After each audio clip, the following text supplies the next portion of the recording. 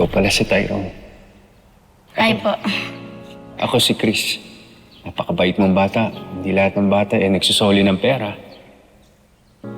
Turo po kasi ni nanay na maging mabait po sa iba. Kahit hindi po sila mabait sa'yo. Komedyante ka pala. Kanino ka ba nagmana? Sa nanay mo, sa tatay mo? Sa tatay. Pero sa nanay, hindi masyadong nagpapatawa.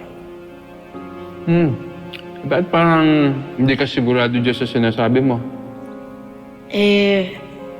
Wala po kasi ang tatay. Hindi ko po siya nakilala. Mag-isa lang po si nanay na binuhay kami ng kapatid ko. Hindi niyo ba ako natatandaan? Baka hindi niyo na ako namumukaan. Ako po si Tyrone. Ako po yung nakapulot ng wallet niyo po noon sa Santa Ines. Share tayo. Huwag kang mahiya. Ating kapatid, oh. Teka. Salamat din. Hindi ko lang pala pinagkaitan ng ina si Bella. Pinagkaitan ko rin siya ng kapatid.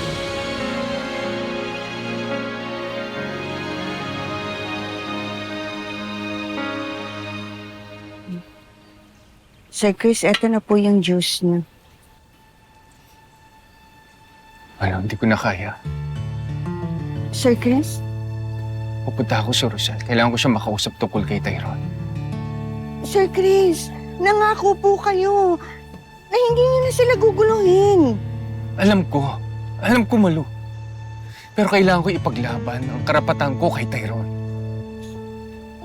That boy deserves my father.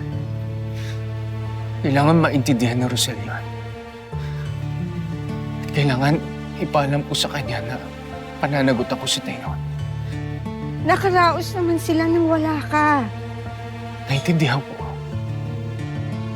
Pero magiging kapabayaan ko kapag wala akong ginawa ngayon. Dahil ngayon, alam ko na, Malu. Alam ko na.